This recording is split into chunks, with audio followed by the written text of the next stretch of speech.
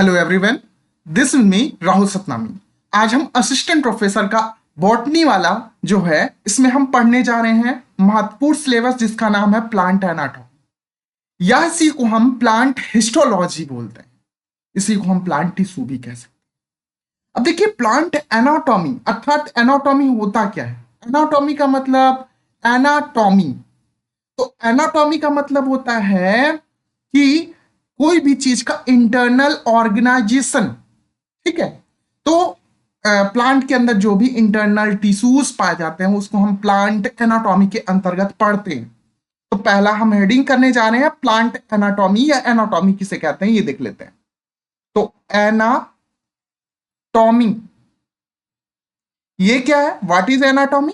Anatomy क्या है, study of internal organisation of tissue is called anatomy. Study of internal organisation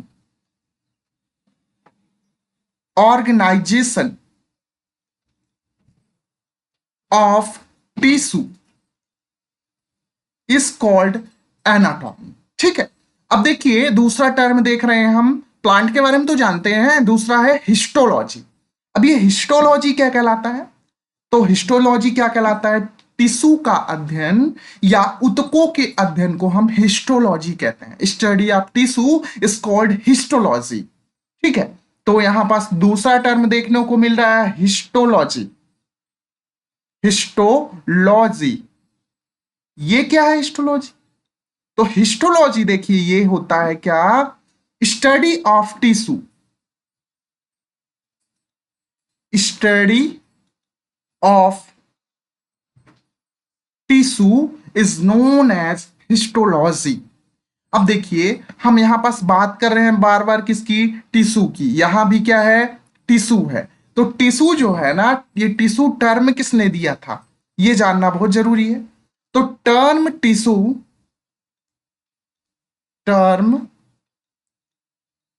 tissue given by एक scientist थे जिनका नाम है एन ग्रू। क्या नाम है, एन ग्रू। और इन्हीं को टिश्यू टर्म देने के वजह से प्लांट एनाटॉमी के फादर भी कहे जाते हैं। तो पहला पॉइंट हम बना के लिख सकते हैं कि फादर ऑफ प्लांट एनाटॉमी कौन है, तो कौन है, एन ग्रू साहब हैं। कौन है, एन ग्रू साहब। दूसरा हम देखते हैं father of Indian plant anatomy कौन है, तो father of Indian plant anatomy है K A Chowdhury. Father of Indian plant anatomy कौन है, K A Chaudhary.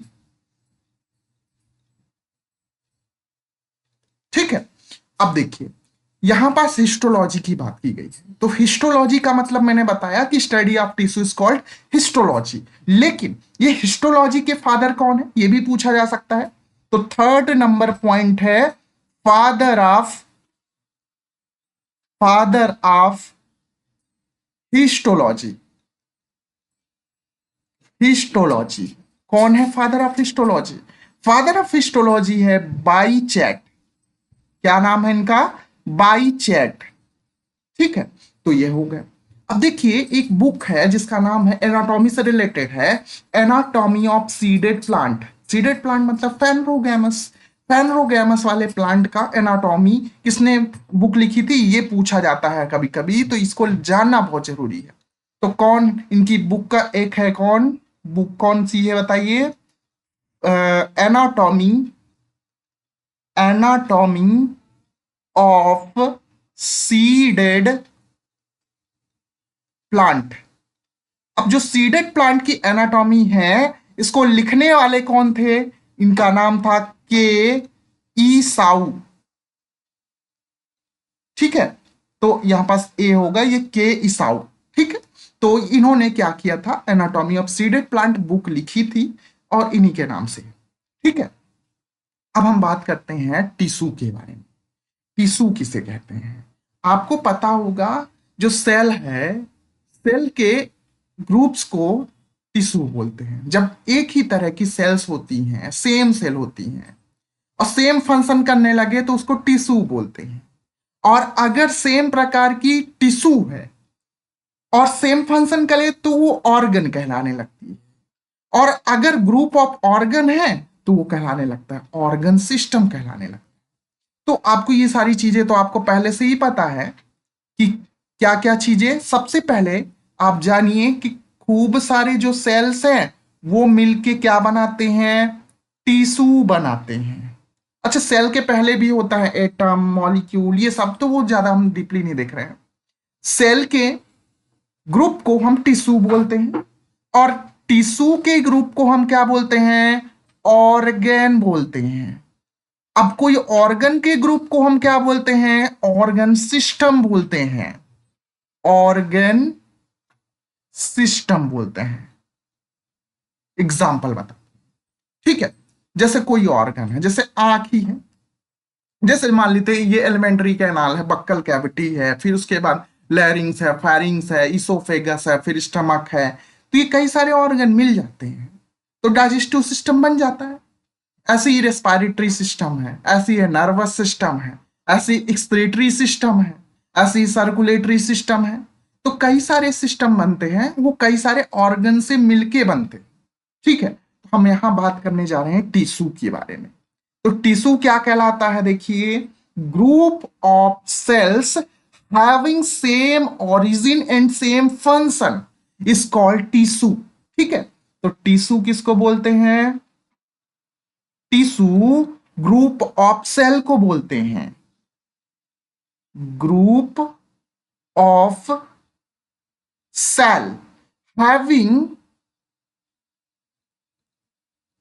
having same origin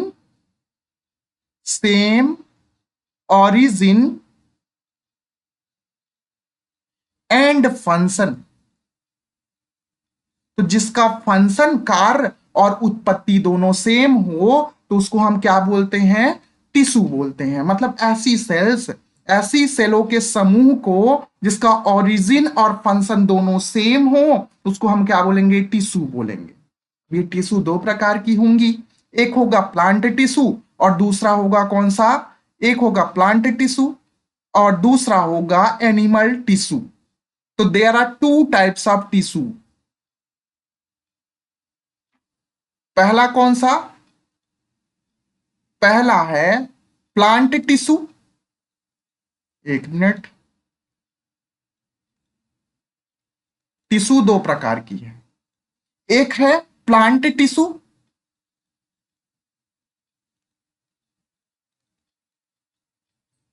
और दूसरा है जिसको हम बोलते हैं एनिमल टिश्यू।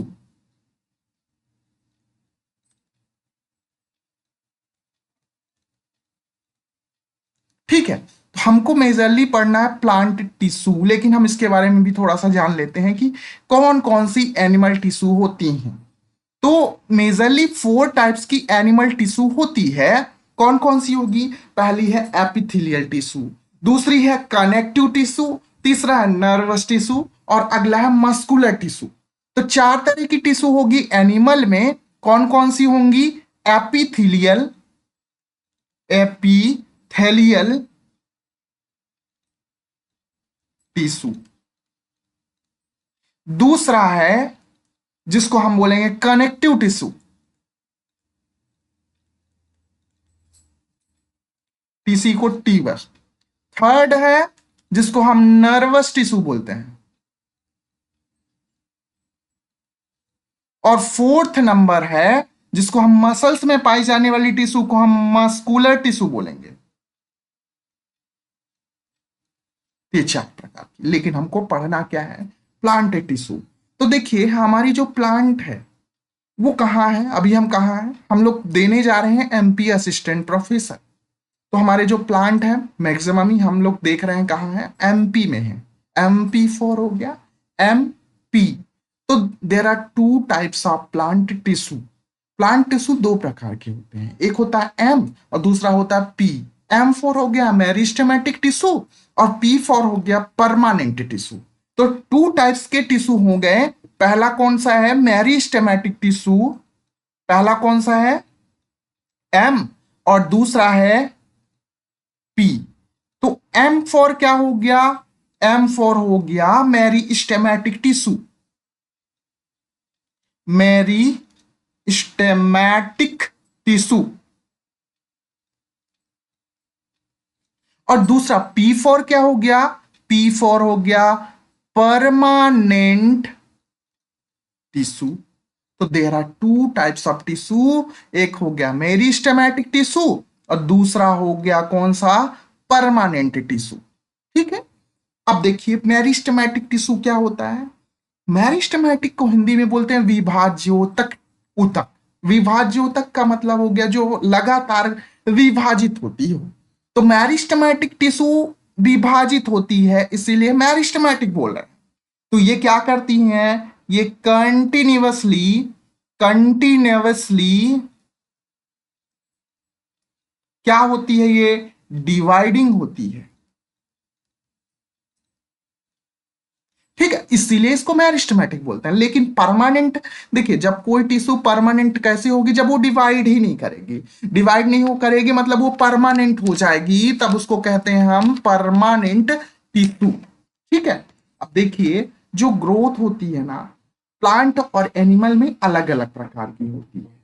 प्लांट में ओपन टाइप की ग्रोथ होती है जबकि एनिमल में क्लोज टाइप की होती है। क्यों, क्योंकि एनिमल में ग्रोथ रुक जाती है एक स्टेज के बाद, जबकि जो प्लांट है उसमें लगातार ग्रोथ होती है पूरे लाइफ, मतलब थ्रू आउट लाइफ ग्रोथ होती है, इस कॉल्ड ओपन ग्रोथ। ठीक है, तो अब इसमें ऐसा क्यों होता है, क्योंकि इसमें एक टिश्यू पाई जाती है, वो टिश्यू का नाम मैंने अभी बताया मेरिस्टेमेटिक टिश्यू। तो ग्रोथ आर टू टाइप्स, एक ओपन और दूसरा क्लोज। ओपन किस में पाया जाता है, प्लांट में, और क्लोज किस में पाया जाता है, एनिमल में।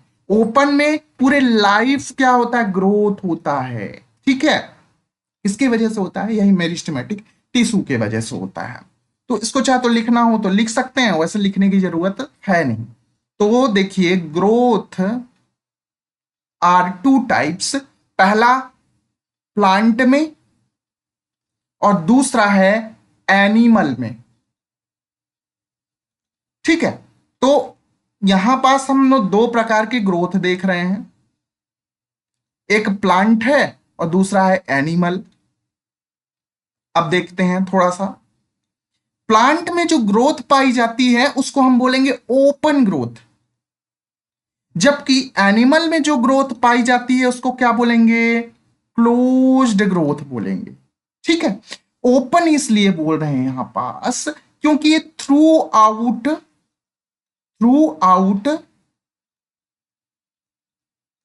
क्या होता है, ये पूरी लाइफ होता है। पूरी लाइफ जब ग्रोथ ही को तो उसको ओपन बोलेंगे। किसके वजह से होता है, कारण क्या है, due to presence of meristematic tissue. Meristematic या मेरिस्टेमेटिक टिश्यू। आ रहा है इतना कुछ समझ में। देखिए जो प्लांट टिश्यू मैंने बताया देर आर टू टाइप्स, एक को एम बोलेंगे दूसरा को पी बोलेंगे। क्यों मैंने बताया एम पी, ठीक है ना, क्योंकि एमपी में है प्लांट। तो अब देखिए प्लांट में दो प्रकार के टिश्यूज हैं। पहला हम बात कर रहे हैं कौन सा, प्लांट टिश्यू की बात कर, प्लांट टिश्यू। तो प्लांट टिश्यू में दो प्रकार के टिश्यू हैं,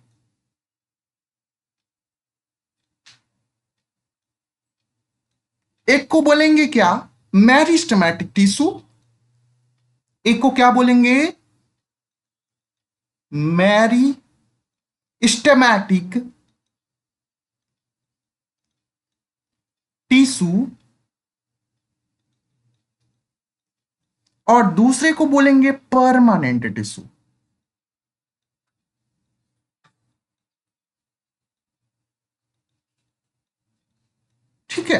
तो यहां पास दो प्रकार के टिश्यूज हैं, एक को मेरिस्टेमेटिक बोल रहे हैं और दूसरे को बोल रहे हैं परमानेंट बोल रहे हैं।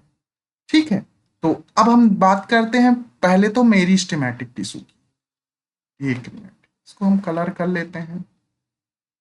ठीक है, वैसा समझ में आ रहा है। अब देखिए, यहां पास पहला तो मेरिस्टेमेटिक है और दूसरा है परमानेंट टिश्यू है। ठीक है, तो अब देखिए, जो मेरिस्टेमेटिक टिश्यू है कंटिन्यूसली ग्रोथ होती है, उसमें कंटिन्यूसली उसमें डिवीजन होता है। अब ये मेरिस्टेमेटिक टिश्यू भी कई प्रकार की होती है, अलग अलग बेस पर। तो पहला तो है on the basis of origin, origin के आधार पर इसको कितने भाग में बांटा गया है? 3 भाग में। तो देखिए, इसको हम लिख लेते हैं, on the basis of origin, origin के आधार पर 3 भागों में कौन कौन से होती हैं? पहला तो है प्रोमेरी स्टेम, ठीक है। दूसरा है इसके बाद प्राइमरी मेरिस्टेम और तीसरा है सेकेंडरी मेरिस्टेम। तो देयर आर 3 टाइप्स। कौन कौन से?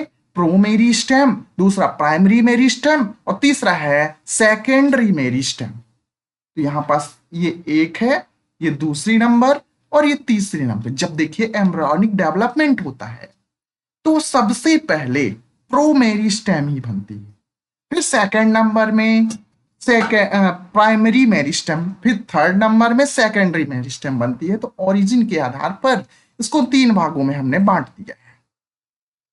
अब हम बात कर रहे हैं दूसरा, on the basis of position, on the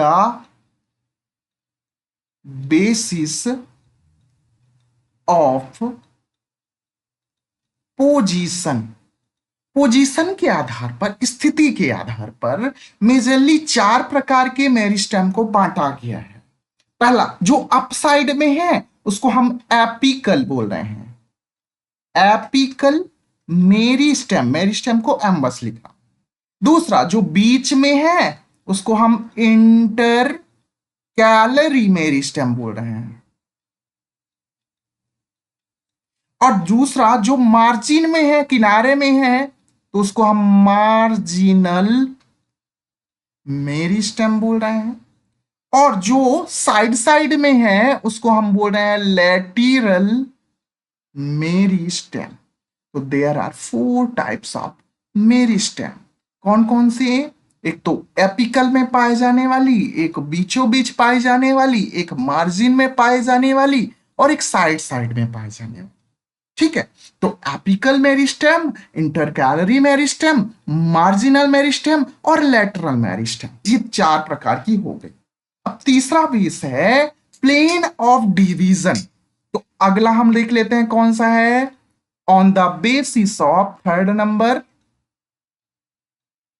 on the basis of plane of division.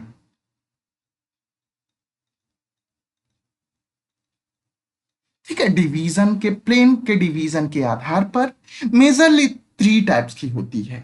एक को बोलेंगे रिब, या इसी को हम फाइल मेरिस्टेम, और अगला है प्लेट मेरिस्टेम। प्लेट मेरिस्टेम मतलब दोनों तरफ डिवीजन हो तब उसको हम प्लेट मेरिस्टेम बोलते हैं। और अगला है मास मेरिस्टेम। ठीक है, तो यहां पास 3 प्रकार के मेरिस्टेम को देखा गया है। कौन कौन से हैं? एक रिब बोलते हैं, एक को प्लेट बोलते हैं और एक को मास मेरिस्टेम बोलते हैं। अब देखिए, हम परमानेंट टिश्यू में आते हैं। Meristematic tissue on the basis of origin, 3 types के। कौन कौन? एक तो पेरी मेरिस्टेम, प्राइमरी मेरिस्टेम और सेकेंडरी मेरिस्टेम। दूसरा है on the basis of position, position के आधार पर 4 प्रकार के, एपिकल है, इंटरकैलरी है, मार्जिनल है और लैटरल है। अगला है on the basis of plane of division. तो इसके आधार पर तीन भाग में बांटा गया, एक को रिब, एक को प्लेट, एक को मास। अब हम परमानेंट की बात करते हैं। परमानेंट में मेजरली थ्री टाइप्स के आपके मेरिस्टेम होते हैं। कौन, सॉरी मेरिस्टेम नहीं, टिश्यूज होते हैं। कौन कौन से? एक को बोलेंगे सिंपल परमानेंट टिश्यू। तो पहला कौन सा है? सिंपल परमानेंट, टीसी को हम टी बस देख रहे हैं। दूसरा है कॉम्प्लेक्स, ठीक है ना? तो कॉम्प्लेक्स परमानेंट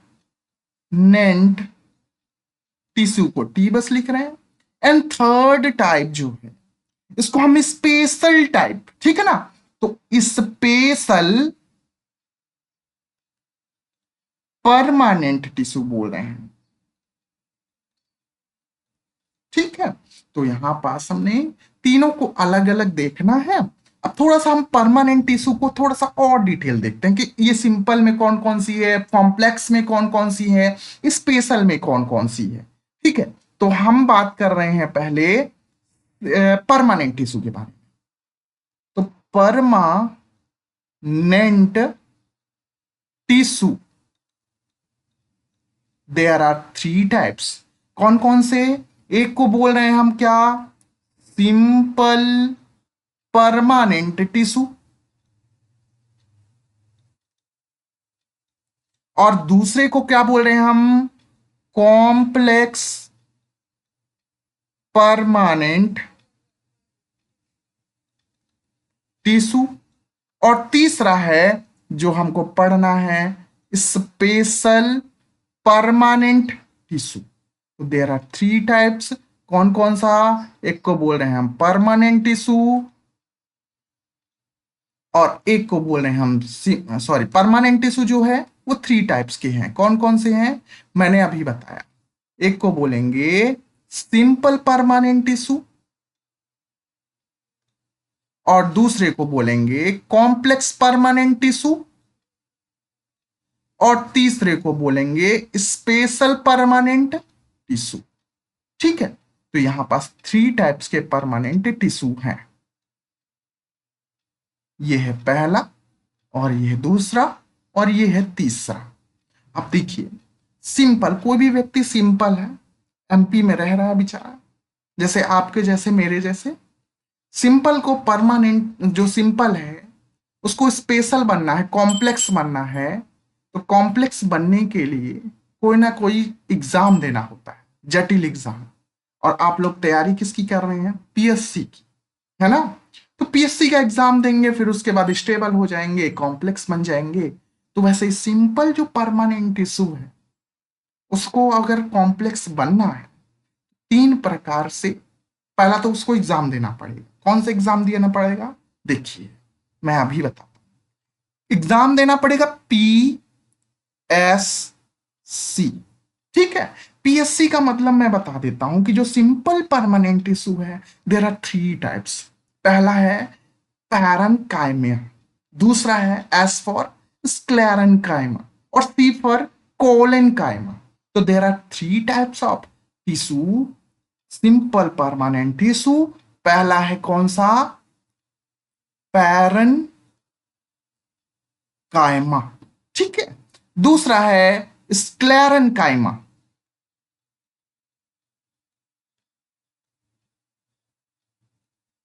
और तीसरा है जिसको हम कोलेन्काइमा बोलते हैं,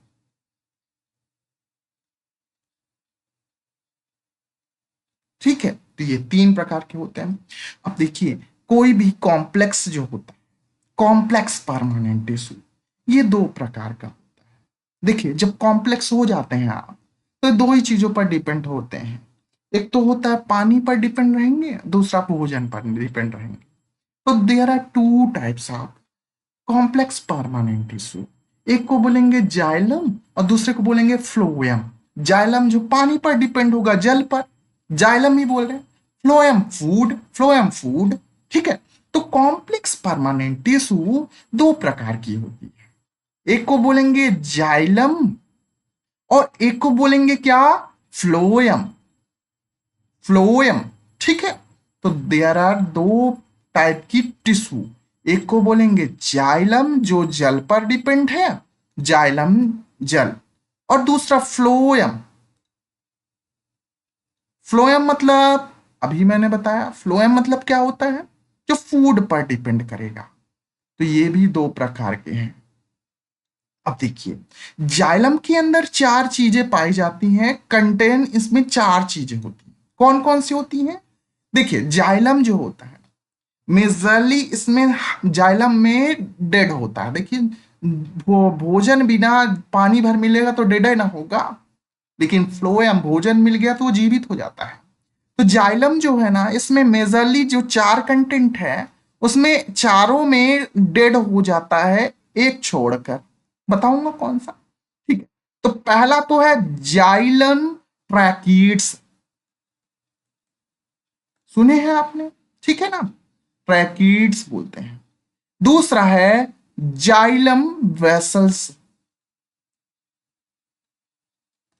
और तीसरा है जाइलम फाइबर,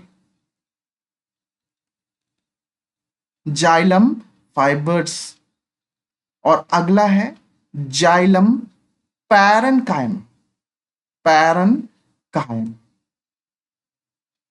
तो अब आप खुद बताएंगे, क्या बताएंगे कि इसमें कौन डेड होगा? देखिए, ट्रैकिड्स तो डेड होगी, वेसल्स भी डेड होगी, फाइबर भी डेड होगी, पैरेन्काइमा फूड फॉर्मेशन करता है। वजह यही है कि ये लिविंग हो जाता है, ठीक है ना। तो जाइलम में मैक्सिमम पार्ट डेड है, लेकिन पैरेन्काइमा को छोड़कर मैक्सिमम पार्ट, है ना, पैरेन्काइमा फूड फॉर्मेशन करता है, इसी वजह से वो लिविंग है। ठीक है, अब हम फ्लोएम की बात करते हैं। तो एंजियोस्पर्म की अगर पहले बात करें कि जिम्नोस्पर्म की, पहले एंजियोस्पर्म की बात करते हैं। एंजियोस्पर्म, वैसे काम तो पता है जाइलम और फ्लोएम का ना, ये चीज बताने वाली बात है ही नहीं, आप लोग को सब पता है। तो देखिए, एंजियोस्पर्म में फ्लोएम में चार कंटेंट्स होते हैं। क्या क्या? सीव ट्यूब सेल होता है। दूसरा क्या होता है? Companion cell, companion cell. और तीसरा होता है जिसको हम क्या बोलते हैं? फ्लोएम पैरेन्काइमा, पैरेन्काइमा, पैरेन्काइमा दोनों में पाया जाता है, और फाइबर भी। फोर्थ नंबर क्या है? Phloem fibre, phloem fibres. ठीक है, तो अब आप खुद बताएंगे कौन सा डेड होगा, कौन सा लिविंग होगा। तो देखिए, यहां पास सीब ट्यूब सेल्स जो होंगे वो लिविंग होगा, क्योंकि फ्लोएम में फूड होता है, फूड होगा तो क्या होगा? लिविंग होगा। इसकी मैक्सिमम सेल क्या होगी? लिविंग होगी। कंपेनियन सेल भी क्या होगा? लिविंग होगा। पैरेन्काइमा तो हमेशा लिविंग होगा ही होगा, और फाइबर क्या हो जाएगा? ये डेड होगा। इतनी बात आपको समझ में आनी चाहिए। देखिए, यही अगर जिम्नोस्पर्म होता तब क्या होता? जिम्नोस्पर्म में ये दो चीजें बदल जाती हैं, लेकिन ये दो चीजें सेम रहती, तो ये दो चीजें मैं लिखूंगा मैं। तो अगर यही जिम्नोस्पर्म होता तो दो चीजें कौन कौन सी बदलेंगी? पहला तो सीव सेल होगी, यहां पास क्या हो जाएंगी? सीव सेल होंगी। सीव ट्यूब सेल की जगह क्या होगी? सीव सेल होगी। दूसरा क्या होगा? दूसरा होगा ये कंपेनियन सेल की जगह एल्बुमिनस, एल्बुमिनस, या इसी को हम स्ट्रॉन्स बर्गर सेल बोलते हैं। और दो ठो जो सेल है पैरेन्काइमा और फाइबर, ये दोनों क्या होगी? सेम ही। तो यहां पास हमने थोड़ा सा, हम स्पेशल जो परमानेंट टिश्यू है उसको हम बाद में देख लेंगे। पहले तो हम बात कर लेते हैं मेरिस्टेमेटिक टिश्यू कहते किसे हैं। आपको पता है मेरिस्टेमेटिक टिश्यू जो विभाजित होती है, लगातार कंटिन्यूअसली विभाजित होती है, उसको मेरिस्टेमेटिक टिश्यू। ठीक है, लेकिन यहां पास हम थोड़ा सा और डिटेल देखने जा रहे हैं। तो पहला हेडिंग करने वाले हैं हम लोग कौन सा? Meristematic tissue. मेरिस्टेमेटिक टिश्यू जो है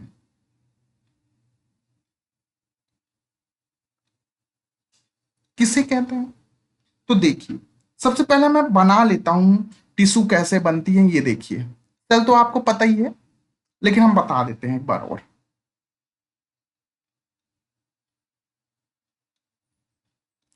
सपोज दैट ये कोई सेल है, दो ठो सेल बना लेते हैं तो ज्यादा अच्छा रहेगा।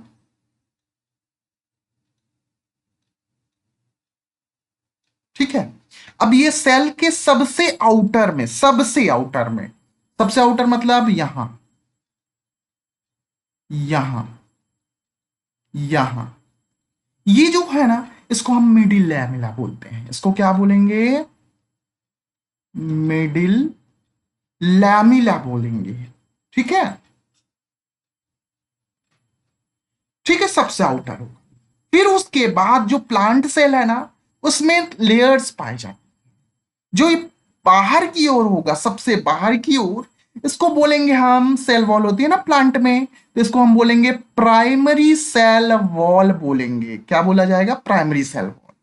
फिर उसके अंदर एक वॉल अलग से होगी, इसको हम क्या बोलेंगे? इसको हम बोलेंगे सेकेंडरी सेल वॉल। इसको क्या बोला जाएगा? सेकेंडरी सेल वॉल बोलेंगे। अब इसमें भी तीन प्रकार की होती हैं, एक को बोलेंगे S1, एक को बोलेंगे S2, और एक को बोलेंगे S3, जिसमें से सबसे थिकेस्ट होती है ये वाली। ठीक है ना, सबसे थिकेस्ट होती है। इतना बात याद रखना है। अब देखिए, इसमें थर्ड लेयर भी होती है। थर्ड लेयर कौन सी? ये देखिए, यहां, ये थर्ड जो वॉल है, इसको हम बोल रहे हैं टर्सरी सेल वॉल। तो आपको पता है सेल वॉल कहां पाई जाती है? प्लांट में ही पाई जाती है। वो भी कितने प्रकार की? तीन प्रकार की।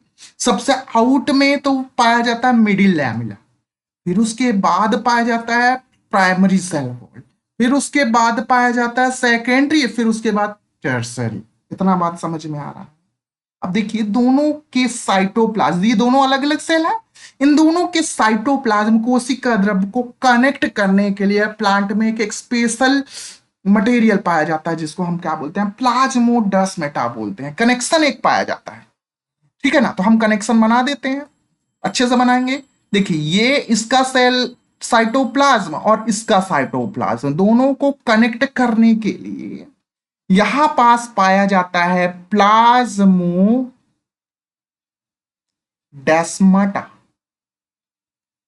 प्लाज्मोडेस्माटा समझ में आया? दो सेल वॉल के साइटोप्लाज्म को कनेक्ट करने वाला जो होता है, उसको प्लाज्मोडेस्माटा। अब देखिए, साइटोप्लाज्म में कई सारे ऑर्गेनेल्स होते हैं, आपको ये चीज पता होगा, जैसे माइटोकॉन्ड्रिया हो गया, राइबोसोम हो गया, सेंट्रोसोम हो गया, गोल्जी बॉडी हो गया, बहुत सारे पाए जाते हैं साइटोप्लाज्म में ऑर्गेनेल्स। कोशिकांग पाए जाते हैं। ये जो कोशिकांग हैं, इसमें से एक कोशिकांग है जिसको बोलते हैं एंडोप्लाज्मिक रेटिकुलम।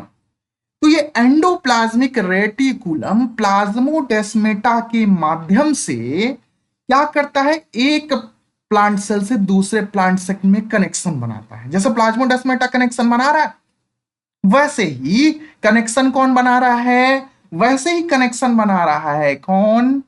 वैसे ही कनेक्शन बना रहा है एंडोप्लाज्मिक रेटिकुलम। और जब ये एंडोप्लाज्मिक रेटिकुलम ऐसा करने लगे, तब इसको हम बोलते हैं डेस्मोटिब्यूल्स। क्या बोलेंगे? डेस्मोटिब्यूल्स बोला जाएगा। दिस इज क्या होता है? ये पार्ट ऑफ एंडोप्लाज्मिक रेटिकुलम। तो ये क्या है? Part of endoplasmic reticulum. ठीक है, अब देखिए, मेरिस्टेमेटिक टिश्यू की बात हम जब कर ही रहे हैं, तो यहां पास हमने देखा कि मेरिस्टेमेटिक टिश्यू में क्या होता है? कंटिन्यूअसली ग्रोथ होता है। तो पहला पॉइंट तो यही लिखे, क्या? कि कंटिन्यूअसली क्या होगा? ग्रोथ होगा। ठीक है, निवसली ग्रोथ या डिवाइड होगा, डिवाइड। ठीक है, दूसरी बात, अब ये लगातार जब डिवाइड हो रही कोई भी सेल, तो यहाँ पास न्यूक्लियस का ही काम तो है। कैरियोकाइनेसिस होता है, फिर ना साइटोकाइनेसिस होता है। पहले न्यूक्लियस डिवीजन होता है, फिर उसके बाद सेल डिवीजन होता है, साइटोप्लाज्म का डिवीजन होता है। तो न्यूक्लियस का डिवीजन कैसे हो पाएगा? होने के लिए क्या होगा, न्यूक्लियस को आगे आना पड़ेगा। तो ये जो मेरिस्टेमेटिक टिश्यू है, ये न्यूक्लियस प्रोमिनेंट होता है। क्या होता है? न्यूक्लियस प्रोमिनेंट होता है। इतना बात समझ में है? देखिए, कोई भी काम न्यूक्लियस ही करता है, न्यूक्लियस को मास्टर बोला जाता है इसीलिए, है ना। और न्यूक्लियस इसमें ज्यादा एक्टिव है, इसी वजह से ये जो मेरिस्टेमेटिक टिश्यूज है मेटाबॉलिकली कैसी होंगी? एक्टिव होंगी। तो ये कैसी होंगी? मेटाबॉलिकली एक्टिव होंगे। क्या होंगे? मेटाबॉलिकली एक्टिव होंगे।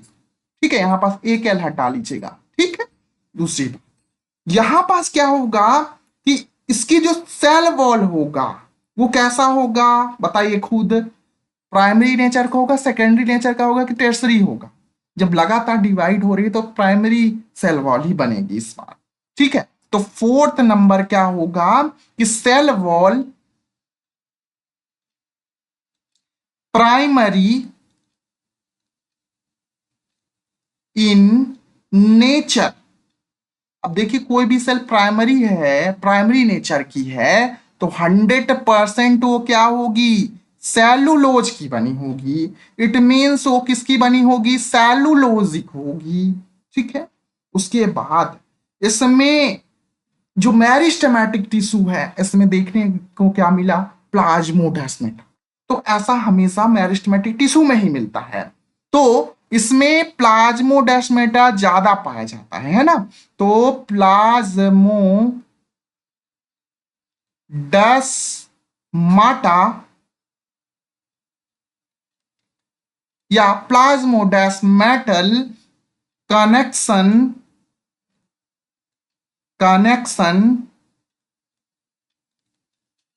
क्या होंगे? मोस्ट अबंडेंट होंगे, बहुत ही ज्यादा पाया जाएगा यहां पास प्लाज्मोडेस्माटा। आ रहा कुछ समझ में? ठीक है, अब देखते हैं आगे की बात। देखिए, अगली बात हम देख रहे हैं कि जो मेरिस्टेमेटिक टिश्यू है वो लगातार डिवाइड करती है। क्या वजह हो सकती है डिवाइड करने का?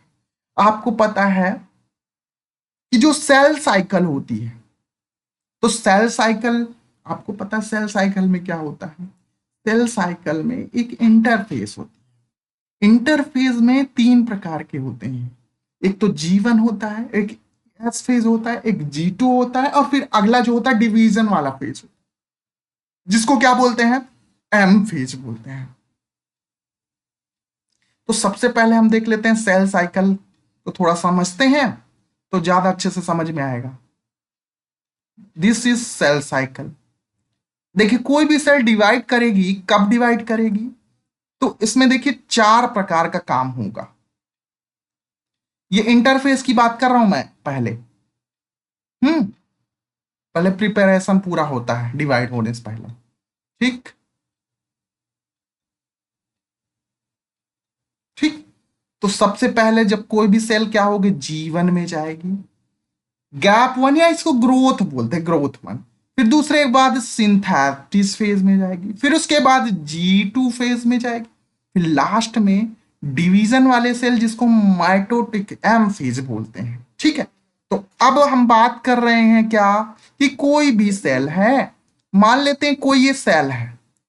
अब ये सेल जो है डिवीजन करना चाहती है, तो ये सेल जब डिवीजन करना होगा तो कहां जाएगी? ये इंटर करेगा इंटरफेज में। इंटरफेज में कहा? G1 में। ठीक है, तो जब इंटरफेज में G1 में ये इंटर करेगी ये सेल। ठीक है, अब देखिए, कोई भी सेल जब डिवाइड हो रही है तो वो कौन सी सेल है? मेरिस्टेमेटिक सेल है, M सेल है, मेरिस्टेमेटिक सेल है। तो ये क्या करती है? ये सेल यहां तो आ गई है।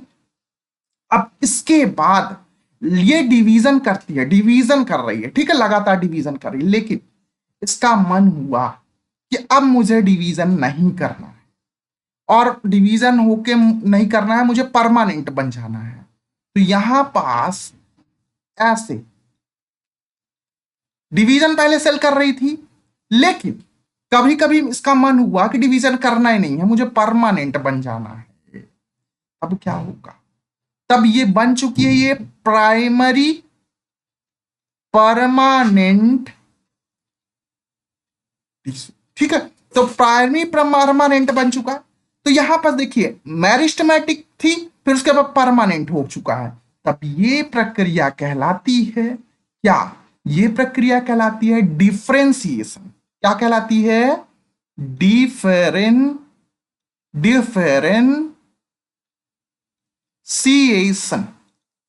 ठीक है, डिफरेंशिएशन कहलाती है।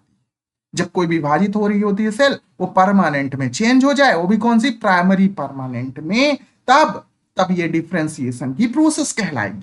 लेकिन मान लो कोई स्पेशल वर्क करना है, एंडोस्पर्म बनाना, कुछ भी करना है स्पेशल, मतलब ये परमानेंट भी कन्वर्ट हो जाती है, कभी कभी विभाजित, मतलब मेरिस्टेम में कभी कभी ये कन्वर्ट हो जाती है। तो जब ये परमानेंट जो है ये मेरिस्टेम में फिर कन्वर्ट हो जाए, फिर से ये किसमें, इंटरफेज में एंट्री कर जाए, है ना, और फिर विभाजित करने लगे, तब देखिए पहले तो डिफरेंशिएशन हुआ, अब डिफरेंशिएशन डिलीट हुआ है, इसलिए इसको क्या बोलेंगे, इसको बोलेंगे डी डिफरेंशिएशन। क्या बोलेंगे, डी डिफरेंशिएशन। इतनी बात समझ में आ रही। अब ये क्या बन चुका है, यहां पर जो सेल बनेगी ना वो कहलाएगी सेकेंडरी मेरिस्टेम। क्या कहलाएगी, सेकेंडरी मेरिस्टेम कहलाएगी। इतना बात समझ में आ रहा है, इतना बात समझ में आया होगा। अब देखिए, अभी इसका भी मन करा, सेकेंडरी मेरिस्टेम चाहती है मैं परमानेंट होना चाहती हूं, तब ये परमानेंट होने के लिए तब ये क्या करेगी, ये फिर से परमानेंट टिश्यू बनाएगी, लेकिन इस बार प्राइमरी नहीं बनेगा, ये बनेगा सेकेंडरी परमानेंट, ठीक है। तब ये देखिए यहां पास पुनः से क्या हो गया, डिफरेंशिएशन, तब ये कहलाने लगेगा रीडिफरेंशिएशन। क्या कहलाएगा ये, रीडिफरेंशिएशन। तो पूरी प्रोसेस समझ में आ रही है कि नहीं आ रही है, डिफरेंशिएशन क्या है, डी डिफरेंशिएशन क्या है, रीडिफरेंशिएशन क्या है। एक बार मैं इसको फ्लो चार्ट में अच्छे से समझा देता हूं, वैसे मैंने उसे बता ही दिया है। तो क्या होगा, जो प्राइमरी मेरिस्टेम है, दिस इज प्राइमरी मेरिस्टेम, ये प्राइमरी मेरिस्टेम जो होती है ना लगातार डिवाइड करते रहती है, इसलिए इसको डिवाइडिंग सेल बोल रहे हैं। ये कन्वर्ट हो जाए जब प्राइमरी परमानेंट, ये देखिए ये कन्वर्ट किस में हो जाए, प्राइमरी परमानेंट में, तब ये प्रोसेस कहलाती है डिफरेंशिएशन, ठीक है। तो ये प्रोसेस क्या कहलाती है, इसको हम बोलते हैं डिफरेंशिएशन। जब प्राइमरी मेरिस्टेम प्राइमरी परमानेंट में कन्वर्ट हो जाए, तब हम इसको क्या बोलेंगे, तब हम इसको बोलेंगे डिफरेंशिएशन। जब प्राइमरी परमा, अच्छा ये फिक्स हो जाती है, लेकिन कभी इसको बदल गया इसका मन, तो ये क्या हो जाता है, ये फिर कन्वर्ट हो जाती है किसमें, डिवीजन करने के लिए सेकेंडरी मेरिस्टेम में। सेकेंडरी मेरिस्टेम में अगर कन्वर्ट हो गया, देखिए तो यहां पास क्या हो गया, डिफरेंशिएशन का उल्टा, तो ये क्या हो जाएगा, डी डिफरेंशिएशन। लेकिन कभी भी ये डिवाइडिंग सेल से परमानेंट बनना चाहेगी, तब क्या होगा, तब तब ये फिर से कन्वर्ट होगी, और कन्वर्ट होकर कर क्या बना देगा, सेकेंडरी परमानेंट बना दे। तब ये प्रोसेस कहलाएगी रीडिफरेंशिएशन।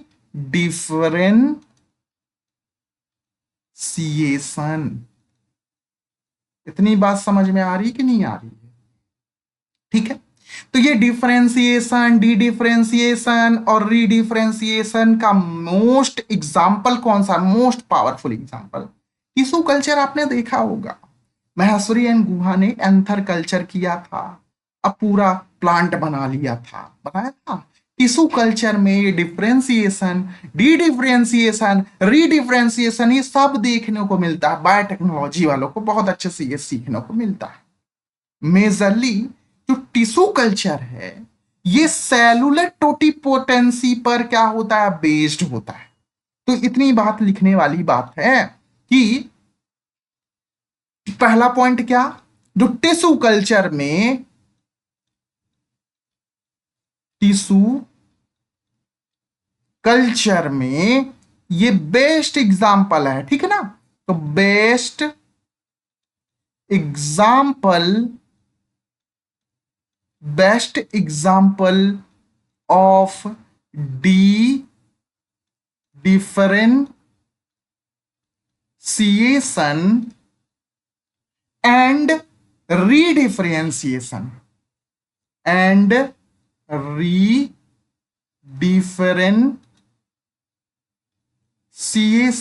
टीसीएशन है, ठीक है ना, सीएशन होता है, बेस्ट एग्जाम्पल है, ठीक है।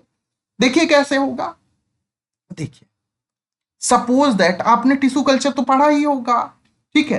तो मान लेते हैं कोई भी टिश्यू, कोई पॉलन ग्रेन लेते हैं, ठीक है। दिस इज पॉलन ग्रेन, और ये पॉलन ग्रेन एक तरह का परमानेंट है ना। ये जब देखिए टिश्यू प्लांट में जो कोई भी अगर प्लांट लेते हैं, सैंपल लेते हैं, तो उसको एक्स प्लांट बोलते हैं। तो ये क्या होगा, एक्स प्लांट होगा, क्या होगा, एक्स प्लांट होगा। और पॉलन ग्रेन का काम कुछ अलग है। तो ये क्या है, परमानेंट है, ये प्राइमरी परमानेंट है। इतना बात समझ में आ रहा। देखिए जब इसमें टिश्यू कल्चर किया जाएगा, टिश्यू कल्चर किया जाएगा, तो ये जो पॉलन ग्रेन है ये कन्वर्ट होने वाली है मास ऑफ सेल में, ऐसे खूब सारी सेल बना लेगी, जिसको हम क्या बोलेंगे, मास ऑफ सेल। इस मास ऑफ सेल को क्या बोलते हैं, आप याद रखिए, इसको कैलस बोलते हैं। ये क्या है, ये मास ऑफ सेल है, मास ऑफ अनडिफरेंशिएशन, अनडिफरेंशिएशन या अनडिफरेंशिएटेड सेल है, ठीक है। इसको हम बोल सकते हैं, जब देखिए ये परमानेंट से डिवीजन करने वाले फॉर्म में आ रहा है, मतलब ये मेरिस्टेम में बदल रहा है, लेकिन ये प्राइमरी परमानेंट से बदल रहा है किसमें, ये सेकेंडरी मेरिस्टेम में कन्वर्ट हो रहा है, सेकेंडरी मेरिस्टेम। तब ये प्रोसेस देखिए, प्राइमरी परमानेंट से सेकेंडरी, प्राइमरी परमानेंट से सेकेंडरी मेरिस्टेम में बनने की प्रोसेस को क्या बोलते हैं, इसको हम बोलते हैं डी डिफरेंशिएशन। क्या बोलेंगे, इसको हम बोल रहे हैं क्या, डी डिफरेंशिएशन, डी डिफरेंशिएशन, ठीक है, डी डिफरेंशिएशन बोला जाता है। अब इसके बाद क्या हुआ कि इसी को आपके जो ग्रोथ हार्मोन होते हैं, जैसे सपोज करिए ये जो कैलस है, इससे हमको कुछ प्राप्त करना है, मान लो तो रूट, पूरा प्लांट थोड़ी प्राप्त करना है हमको, कुछ स्पेशल काम है, रूट में काम है, रूट प्राप्त करेंगे। फिर उसके बाद सूट में काम है, सूट बनाएंगे या कुछ लीफ बनाएंगे। तो कैसे बनेगा ये, तो ग्रोथ हार्मोन होते हैं, आपको पता है। जैसे ऑक्सीजन की मात्रा अगर ज्यादा कर दी जाए साइटोकाइनिन से, तब हमको इससे इससे इससे क्या मिल जाएगा, इससे मिल जाएगा हमको रूट। लेकिन अगर ऑक्सीजन की मात्रा कम कर दी जाए किससे, साइटोकाइनिन से, तब हमको मिल जाएगा क्या, सूट, ठीक है। लेकिन ऑक्सीजन की मात्रा अगर साइटोकाइनिन के बराबर हो, तब यही मिल जाएगा मास ऑफ सेल, कुछ नहीं होगा इसमें, अनडिफरेंशिएशन जिसको बोलेंगे, ठीक है, अनडिफरेंशिएशन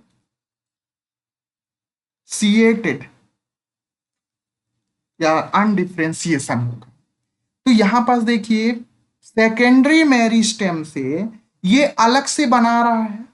तो देखिए ये फिर से बन गया, रूट बन गया, सूट बन गया। ऐसा जब हो रहा है तो ये क्या है, ये क्या है बताइए। देखिए यह पिछले स्लाइड में सेकेंडरी मेरिस्टेम से रूट और सूट ये सब क्या परमानेंट हो जाते हैं ना, तब ये प्रोसेस क्या कहलाने वाली है, तब ये प्रोसेस कहलाने वाली है रीडिफरेंशिएशन। यहां से यहां तक बनना, रूट बनना, सूट बनना, ये क्या कहलाएगी, रीडिफरेंशिएशन। ठीक है, ये रीडिफरेंशिएशन कहलाने वाला है। इतनी बात समझ में आ रही। अब जो टिश्यू कल्चर है ये मैंने बताया किस पर बेस्ड होता है, सेलुलर टोटीपोटेंसी। टोटीपोटेंसी मतलब किसी भी छोटे पार्ट से पूरा होल प्लांट बना देना, है ना। तो ये जो देखिए पॉलन ग्रेन था, पूरा प्लांट भी बनाया जा सकता है, रूट सूट छोड़ के पूरा प्लांट बनाया जा सकता है। तो जो टिश्यू कल्चर है, tissue culture is based on cellular totipotency। Totipotency तो ये किस पर बेस्ड होता है, सेलुलर टोटीपोटेंसी पर। इसी को हम किस, स्टेम सेल आपने सुना होगा, stem cell. Stem cell majorly 4 types की होती हैं। एक को बोलेंगे क्या, टोटीपोटेंट स्टेम सेल, एक को प्लूरीपोटेंट बोलेंगे, एक को मल्टीपोटेंट बोलेंगे, एक को यूनिपोटेंट बोलेंगे। तो ये 4 प्रकार की टोटीपोटेंसी में स्टेम सेल्स जो होती हैं, कौन कौन सी है। पहली जो है इसको बोलेंगे टोटीपोटेंट।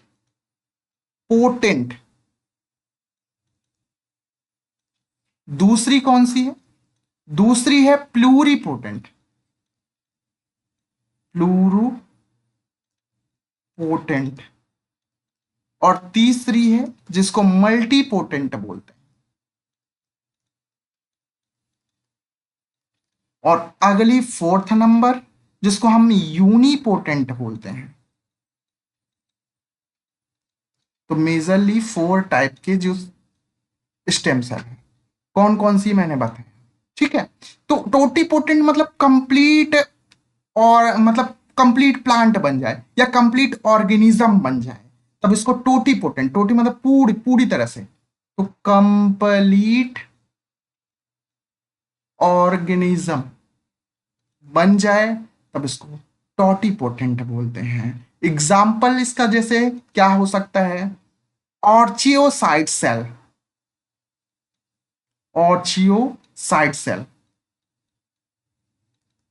जैसे इन orchiocytes, interstitial cells, interstitial cell.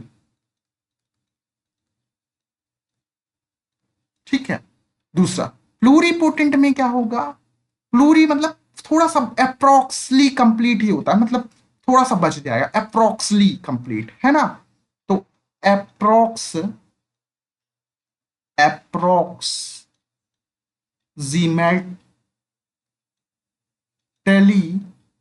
Complete मतलब थोड़ा सा, लगभग कंप्लीट जिसको बोल रहे हैं, है ना।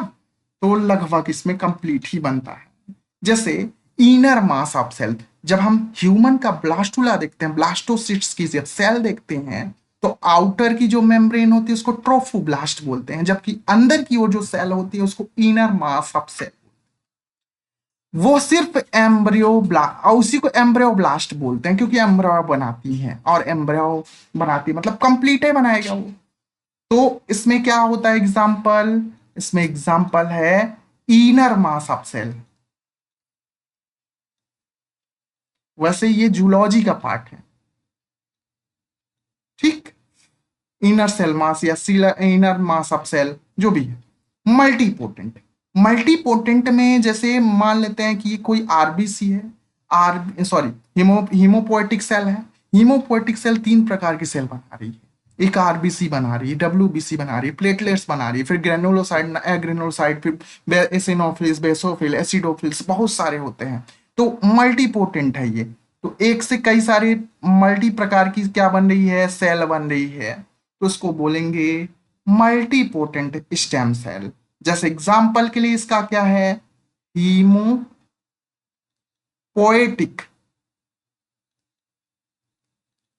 सेल जो आरबीसी डब्ल्यूबीसी प्लेटलेट्स बनाती है। यूनिपोटेंट, यूनि मतलब एक, एक चीज बनाएंगे तब यूनिपोटेंट सेल बोलेंगे। इसके बाद हम बात कर रहे हैं क्या, टाइप ऑफ मेरिस्टेम, अलग अलग बेस पर। पहला on the basis of division, on the basis of position, on the basis of origin. ये अलग अलग प्रकार की क्या है, मेरिस्टेमेटिक सेल है। उसको हम अगली क्लास में देखेंगे। अभी के लिए धन्यवाद।